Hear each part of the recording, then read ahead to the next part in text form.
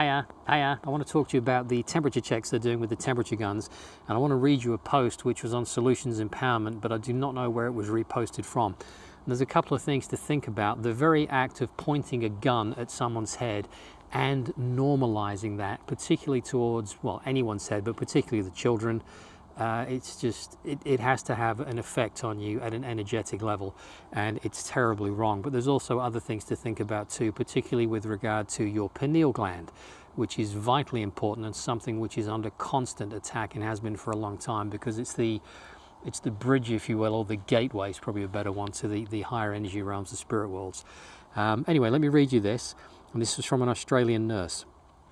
I'm really worried. I've started implementing the new protocols in force.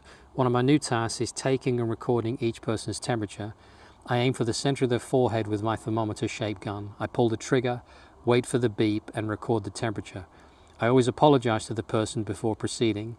After doing this a dozen or more times, I suddenly had a realization. Are we being desensitized to be targeted at the head and also causing potential health issues by aiming an infrared ray to the pineal gland? So I started taking the temperature on the wrist, which turned out to be more accurate given that the forehead is cooler than the wrist and the results differ by more than 1 degree in some cases. I went to a shopping mall and people were lining up to get their temperatures taken by an employee who was obviously not a medic and was not properly educated on how to correctly perform this procedure. Many were shocked when it was my turn and I took the gun that was being directed at my forehead and redirected it to my wrist. I spoke softly but firmly and told the employee that an infrared thermometer must never be pointed at someone's forehead, especially babies and young children. In addition, it requires basic knowledge of how to properly read someone's temperature, i.e. placing a thermometer on the wrist or elbow fold is much more accurate and much less harmful.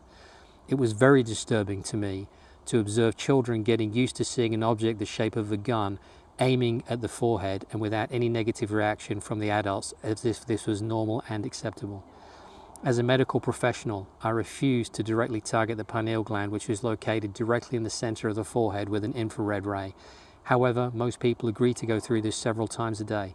Our pineal glands must be protected as it is crucial for our health both now and in the future. The pineal gland is a small pinecone-shaped gland of the endocrine system, a structure of the diencephalon of the brain. I hope I said that right. The pineal gland produces the hormone melatonin. Melatonin influences sexual development and sleep-wake cycles.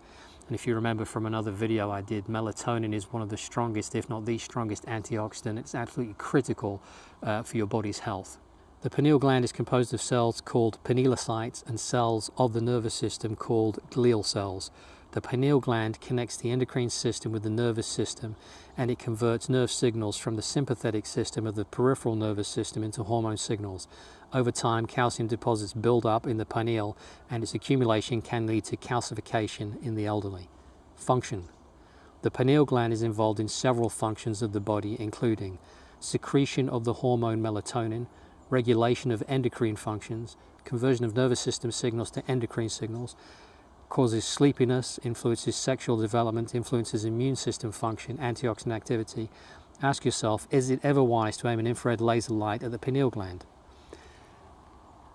I'm going to leave you to have a think about that one. If you are subjected to those kind of temperature checks, you might want to redirect that to your elbow fold or your wrist to give them a more accurate reading and to avoid any potential health damage that they are inadvertently being trained to cause in you.